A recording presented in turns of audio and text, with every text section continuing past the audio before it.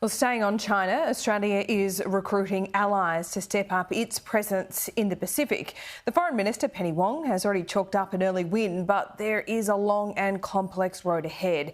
The Albanese government's more ambitious climate targets look like it could bring more cooperation from Western allies.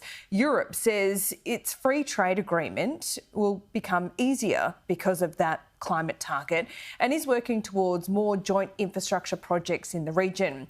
Europe's Special Envoy for the Indo-Pacific, Gabriele Visentin, is in Australia, and I'm happy to say he joins me now. Welcome. And I know you have been on a tour of the region. Are you as worried about China's influence as Australia is? Well, first of all, good morning to you, Laura, and all your viewers, and thanks for having me.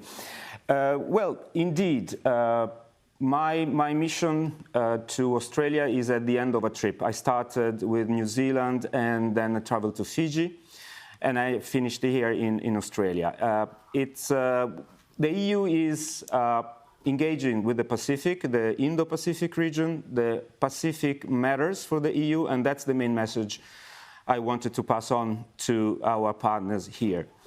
Of course, China.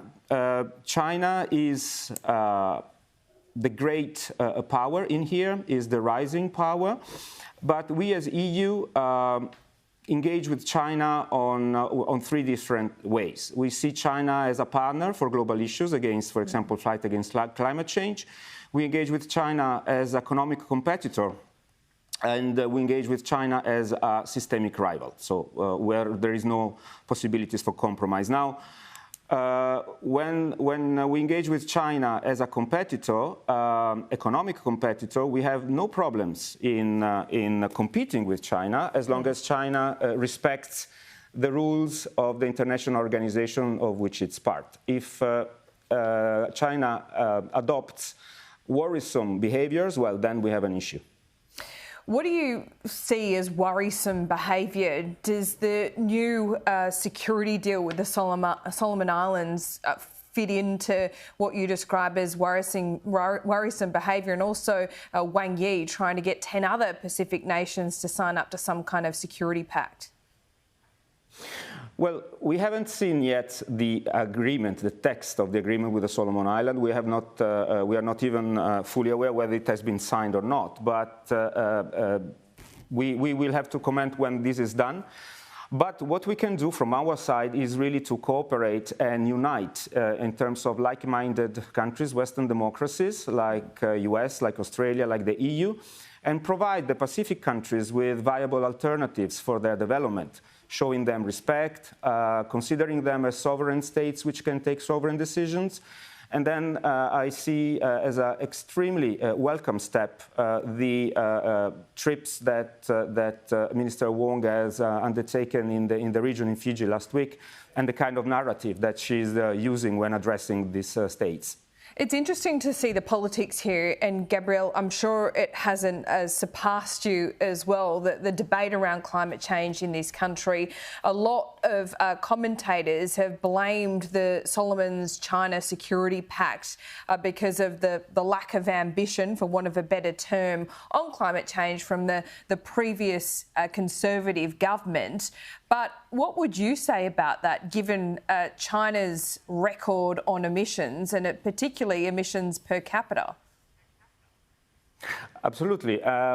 First of all, let's say that climate change for the Pacific Island states is an existential threat. The rising of the sea level puts at risk the mere existence of these states. So fight against climate change is not just philosophical or economical issue, it's an existential issue for them. So when we, EU, Australia, US, address climate change in a credible way, it's a way also of showing our empathy and total understanding for their existential threats that these specific states face. And it's really a great evidence of attention, empathy, and respect. Of course, we have to cooperate with China as a global partner, because climate change is a global issue. And without the cooperation of China on that, we will not solve the problem. But allow me to say that the attitude of China in the COP26 was cooperative, was positive. So the reduction in coal use and in the emission of CO2 from China were agreed. So I would say that there is a possibility for further cooperation on that, and there might be tangible results in COP27. Okay, yeah, COP27, it's never too far away. But as we look at the world at the moment with Ukraine and Russia engaged in a protracted war now, around the world there is an energy crisis where we see that in Europe, we see that to a lesser extent here in Australia with gas supply shortages. How does this, I guess, when you look at the Pacific strategy and their want for more action on climate change, how do you balance that up with all these competing security energy interests around the world? Well, the EU strategy is rather clear on that. We want to reduce dependency from Russian supply of energy sources like gas or oil. So it's not just a matter of sanctions now that we have adopted, it's also a matter of a long-term strategy for reduction of the dependency from Russian gas and oil.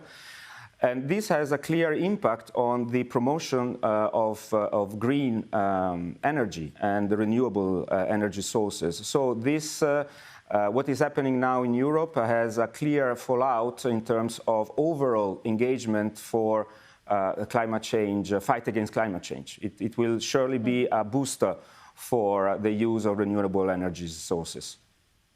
Indeed. Just want a final question on this, because this has been a political debate raging here in Australia for quite some time. Yes. There is a cost to reducing emissions, but particularly in Australia, reliance on coal. Now, I know much of Europe does rely on nuclear energy as well, but in the domestic political sense, I mean, is there a cost in Europe for users, everyday households, for reducing emissions? And I think that the politics is certainly settled in Europe, like it isn't here. Is there something we can learn from that?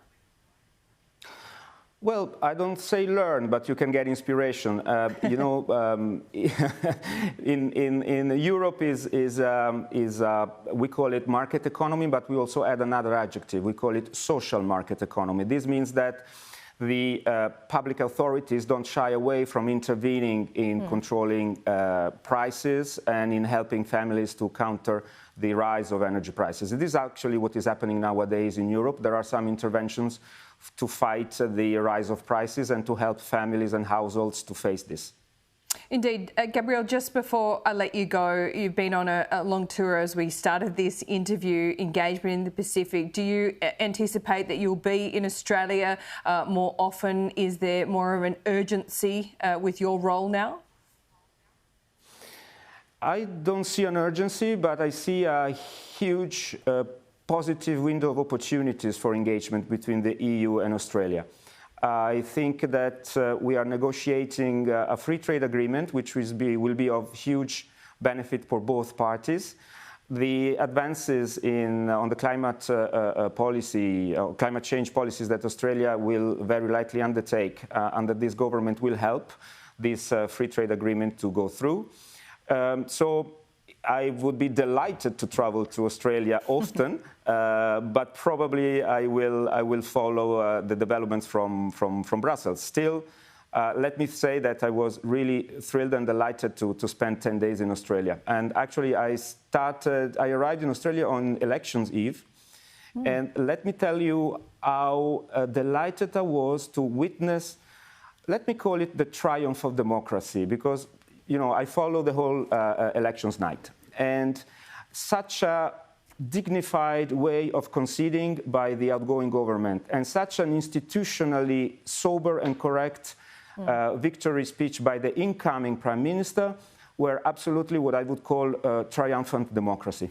Congrats. Well, thank you. I'm sure you're watching Sky News as everything unfolded, because you had it all here first, as, of course, well, Gabriele. If you allow me, Laura, if you allow me, your pink outfit was absolutely fabulous on elections night. Thank you so much for that. I do know, before I let you go, the foreign minister in France was not at all complimentary of the outgoing Prime Minister. Do you think relations will improve now? I think so. Actually, there has been a phone call between Prime Minister Albanese and President Macron, and there was a readout of that, and you can see that the tone has dramatically changed. OK, Gabriele Visentin, that took a turn that I wasn't expecting, but delightful to speak to you this morning. Appreciate it. Thank you so much, Laura. Thanks for having me.